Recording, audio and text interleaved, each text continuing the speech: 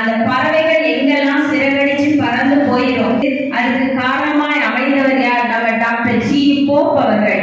அந்த doctor G Pope நம்ம கல்வி பணி, சமயப்பணி சிறப்பாக நம்மளை மத்தியில ஆக்குனாங்க.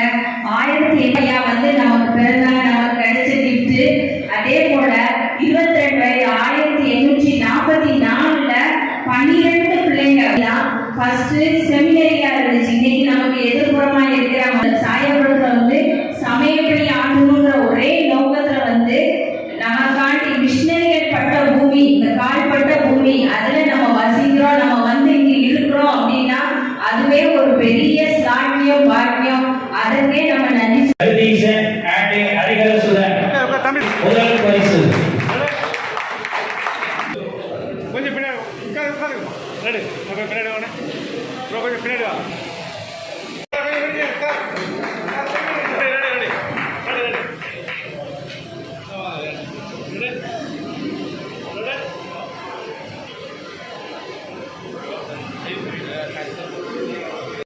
நிகழ்ச்சிக்கு அழைத்ததை நம்முடைய எட்வர்ட் ஆசிரியர் சொன்னார்கள்.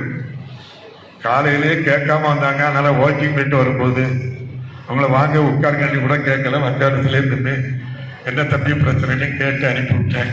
அதைத்தான் அவங்க சொல்றாங்க. கேட்டு வந்திருந்தா உட்கார வச்சு என்ன விஷயம்னு இந்த விஷயங்கள்லாம் கேட்டிருந்தேன். ஒண்ணுமே கேட்காம சரி வந்தாங்க, கூப்பிட்டுருக்காங்க. நமக்கும் பேசுறதுல ஒரு இன்ட்ரெஸ்ட். ஆசிரியர் ஒரு 3/4 மணி நேரம் பேசினானா, ஒரு பீரியடு பாடம் எடுத்தானா சரி அன்னைக்கு நிம்மதியா இருக்கும். அந்த அடிப்படையில வந்துட்டு போவோமே அப்படின்னு வரேன் தவிர, அதுவும் சாயர்புரத்தில் இந்த அப்பாவை அழைத்ததை அப்பாவு பெருமையாக கருதுகிறேன்.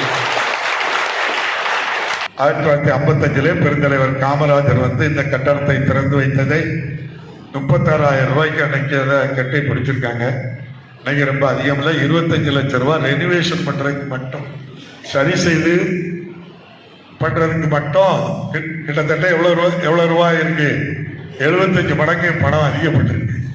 பரவாயில்ல, படித்தோம், வாத்தியாரே மதிக்க மாட்டாங்க, பள்ளிக்கூடத்தையும் மதிக்க மாட்டாங்க. ஆனால் படித்து முடித்து எங்கு சென்றாலும் மறக்காமல் நம் ஊரில் நாம் கற்றுக் கொடுத்த பள்ளிக்கூடத்தை, இந்த மண்ணை மறவாமல் இருக்கின்ற முன்னாள் மாணவர்கள் தொடர்ந்து ஆற்றிய பணிகளை என்னால் பாராட்டாமல் இருக்க முடியாது. எவ்வளவு பெரிய பதவிக்கு போனாலும் ஆசிரியராக இருந்தேன் என்ற அடையாளம் இந்த அப்பாவு மிகவும் நேசிக்கிற அடையாளம்.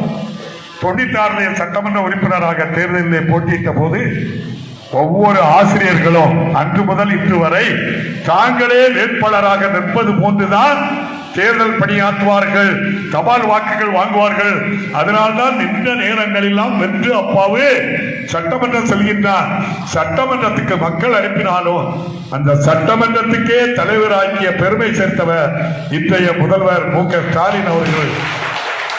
உங்கள் நம் பகுதிக்கு, தென் மாவட்டங்களுக்கு பெருமை சேர்த்த முதல்வருக்கு நெஞ்சார பரமாற நன்றியை அன்போடு தெரிவித்துக் கொண்டு, ஒரு ஜாதிக்கான அரசு அல்ல இந்த அரசு, ஒரு மதத்துக்கான அரசு அல்ல இந்த அரசு, ஒரு கட்சிக்கான அரசு அல்ல இந்த அரசு, சமூக நீதியோடு மனிதனை மனிதனாக மதிக்கின்ற ஒரு ஆட்சி நடைபெறுகின்ற காரணத்தினால்தான் 1,15,00,000 பேருக்கு மாதம் 1000 ரூபாய் கொடுக்கிறோம் என்றால் ஜாதி என்ன என்று கேட்கவில்லை, மதம் என்ன என்று கேட்கவில்லை, நீ எந்த கட்சிக்கு வாக்களித்தார் என்று கேட்கவில்லை. அத்தனை சமூக நீதியோடு ஒரு ஆட்சி நடைபெறுகின்றது. இந்த ஆட்சி தான் எங்களுக்கு வேண்டும் என்று குஜராத்தில் இருக்கின்றவர்கள் சொல்கின்றார்கள், உத்தரப்பிரதேசத்தில் இருக்கின்றவர்கள் தமிழ்நாட்டை போல் ஆட்சி வேண்டும் என்கின்றார்கள். அந்த அளவுக்கு சமூக நீதியோடு இருக்கின்றார்கள். முடிஞ்ச அளவு அந்த பணியை செய்துகிட்டே இருப்பேன். அது எனக்கு ஒரு மகிழ்ச்சியாக இருக்கும். உங்களுக்கு செய்தது அப்பாவு வந்தா என்ன செய்தாங்க என்றால், எதையோ கொண்டு வாங்க, இந்த அரசு சட்டத்துக்கு உட்பட்டு செய்தரும் என்பதையும் கூறி, இந்தியாவிலே சட்டத்தின் ஆட்சி நடைபெறுகிறது எது என்றால் தமிழ்நாட்டில் தான் சட்டத்தின் ஆட்சி நடைபெறுகிறது. இதுவரை நம்பாமல் இருந்த நம்முடைய மாண்புமிகு ஆளுநர் அவர்கள் கடந்த வாரம் தான் இந்தியாவிலே பெண்களுக்கு பாதுகாப்பான மாநிலம் தமிழ்நாடு தான் என்று ஒத்துக்கொண்டதை உங்கள் சார்பாக அவரை பாராட்டி, இங்கு இருக்கின்ற உண்மை வழியில் அவர் தொடர்ந்து நடக்க வேண்டும் என்று வாழ்த்தி விடைபெறுகிறேன். நன்றி, வணக்கம்.